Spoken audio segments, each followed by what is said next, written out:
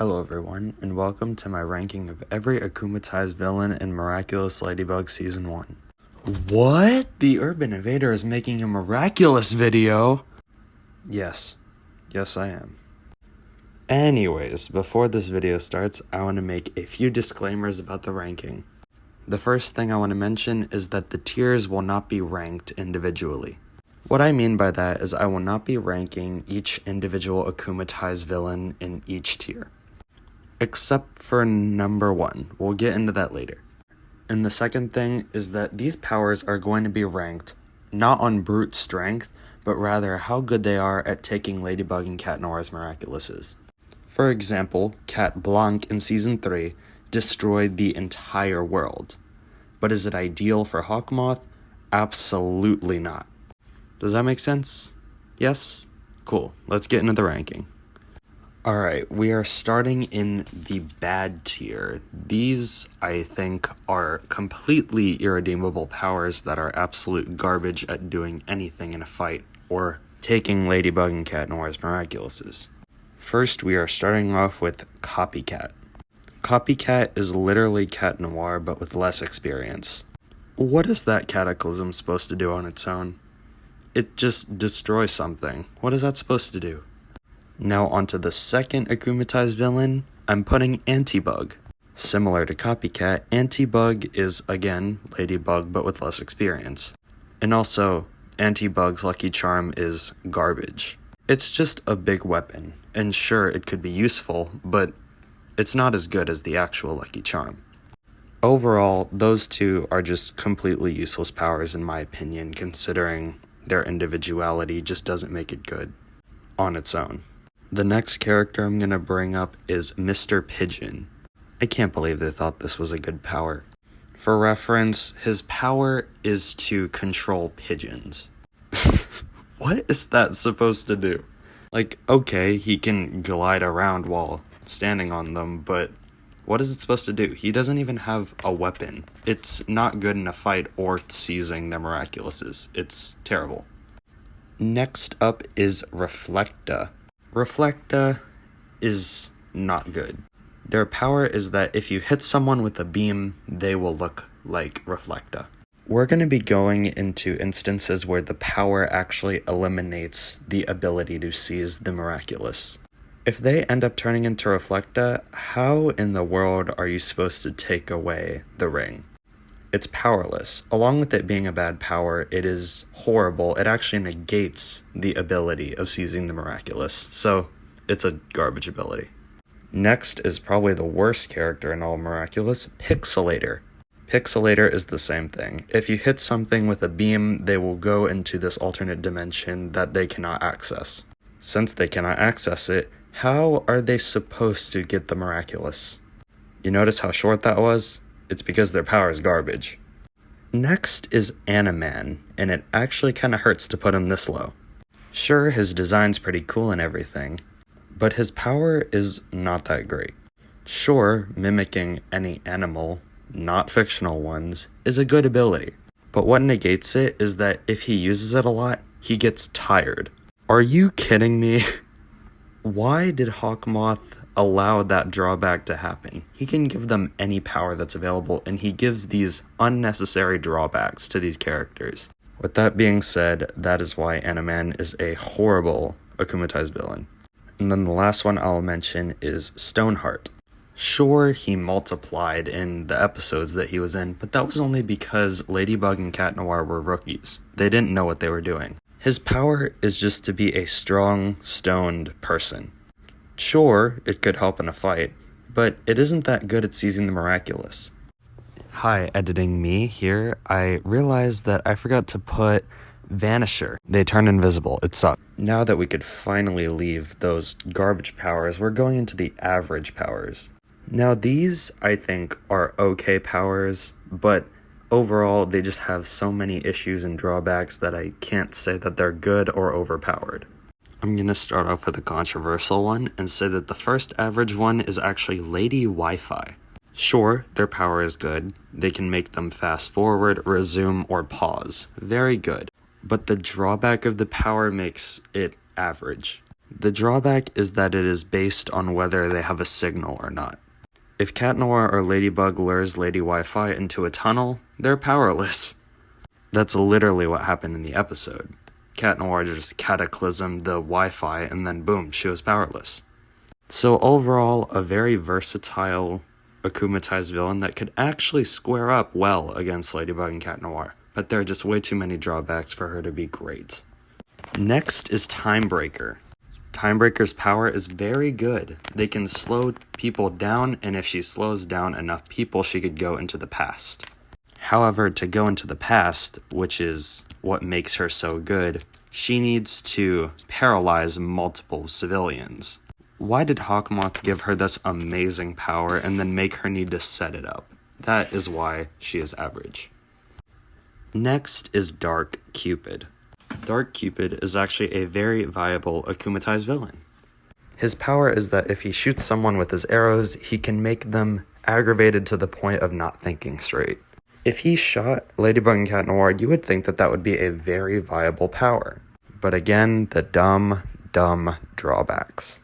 If you wipe away the red lipstick kind of stuff, it's weird that they have on their lips, their power is instantly negated.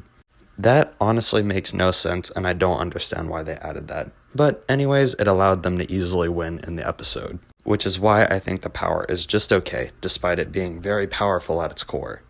Coming up next is the Bubbler. Now the Bubbler's power is okay. He sends out bubbles to capture people. First of all, the weapon sucks. It's a bubble wand. What is that gonna do? And secondly, he actually can't control where his bubbles go.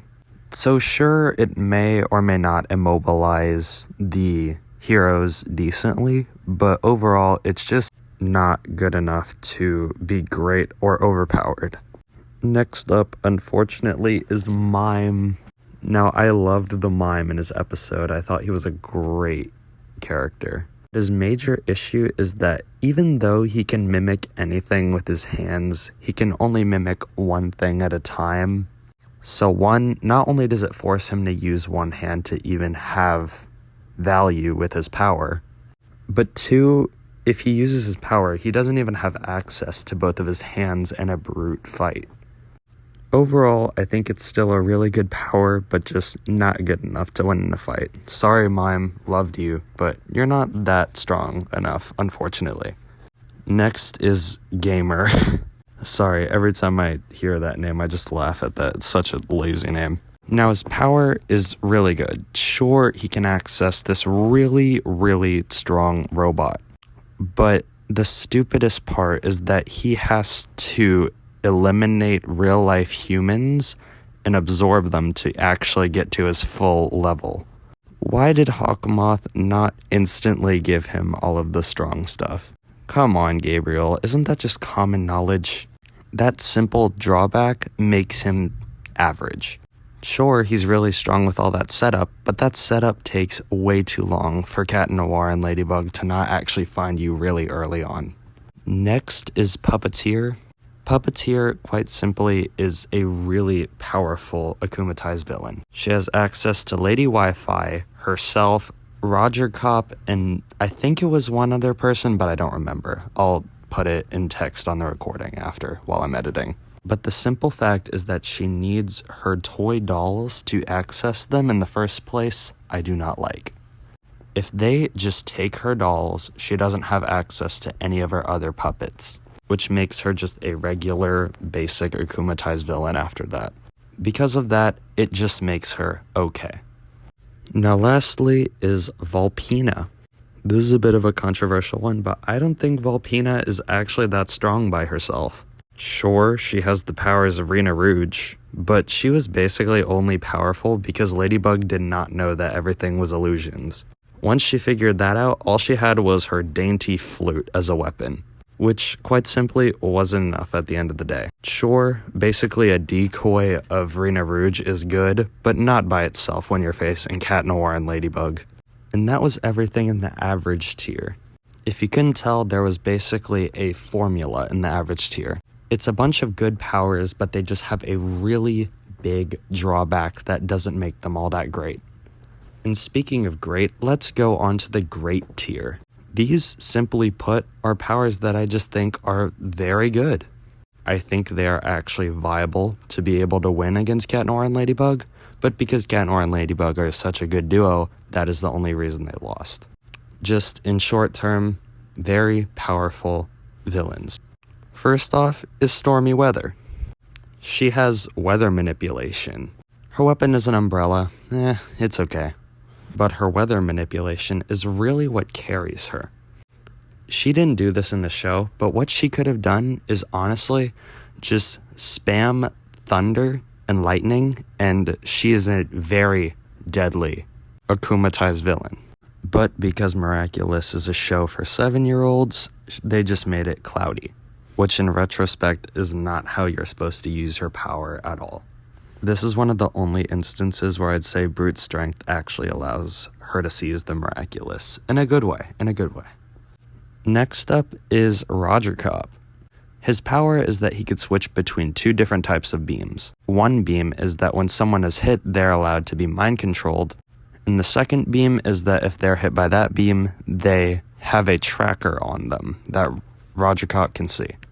Combined, I truly think that if Roger Cop was smart enough, he would be able to win.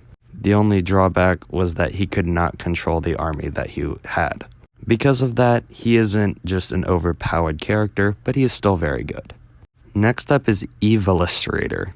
Evillustrator has actually so much versatility if you think of it. He can draw anything he wants on his tablet. The second thing is that anything he draws can come to life. And the third thing is that he can erase anything. Now that erasing thing is actually very underrated. Now I know this is a kid's show and they didn't do this for a reason, but hear me out. What if Evillustrator just erased all of Marinette except her earrings, and he did the same for Cat Noir? Boom, Hawkmoth would have won at like episode 9 or whatever episode it was. The only reason this didn't happen is because Evillustrator is literally a simp for Marinette and Ladybug.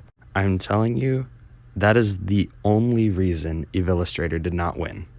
So, on paper, he's overpowered, but because of the character that he is, that is the only reason Ladybug and Cat Noir won. Next up is Kung Food. Now, I think this is my least favorite episode in all of Miraculous Ladybug because Chloe is irredeemable in it. But you gotta admit, Kung Food is a very powerful villain. First off, he has a decent bit of minions. It's like 4 or 5 or how many people ate his soup before he was akumatized. The next thing I want to mention is that he actually has multiple weapons. All of them are food oriented. I don't remember all of the weapons he has, but I know he has multiple. So points for versatility. And lastly, he's just good at martial arts. So that adds points on to him being good at a fight beforehand too. Generally speaking, due to all of the things he has, he is just one of the most powerful villains in season 1, hands down.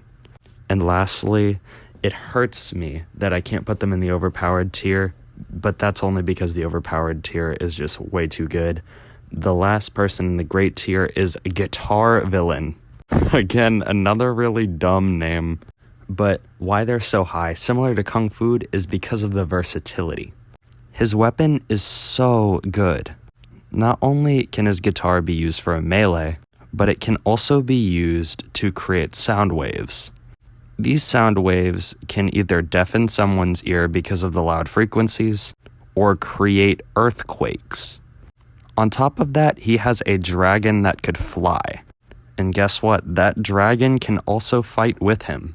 He has so much versatility, I'm actually shocked he lost. And now that we're done with everything in the great tier, now we're going into everything in the overpowered tier.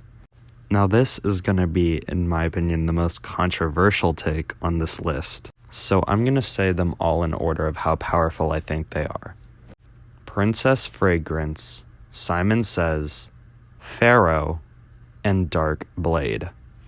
I'll give you a second to think of one thing they all have in common. I'll wait. If you couldn't think of it yet, it's the fact that they all have big armies. And some of you may be thinking, hey, Roger Cop also has an army.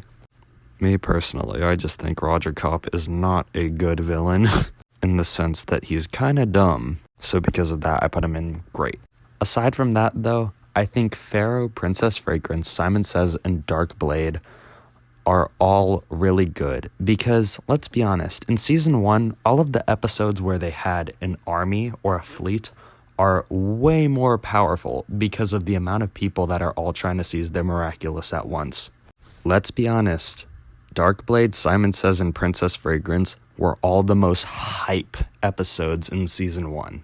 Except for Pharaoh, because Pharaoh's kind of dumb and that episode was poorly written. Let's just kind of forget about that. I'd say Princess Fragrance is the worst because her weapon is kind of dumb in the sense that it's not that powerful at, hurting people. But Simon Says he has a better weapon, let's be honest. And lastly, Dark Blade just has a heck ton of swords, and that dark veil over everything just made everything so much more intense and just a very well written episode. And that's why I think all of those 4 characters should be at the top of everyone's list, in my opinion. I could be wrong, but I think in season 1, all of those characters just stood out by a very high margin. And with that being said, that is my entire ranking of every akumatized villain in season 1. If you disagreed or agreed, let me know in the comments below which ones you agreed and disagreed with. That would help me out a lot on my next episodes, which I'll be doing for every other season. And I'll talk to y'all later. Bye-bye.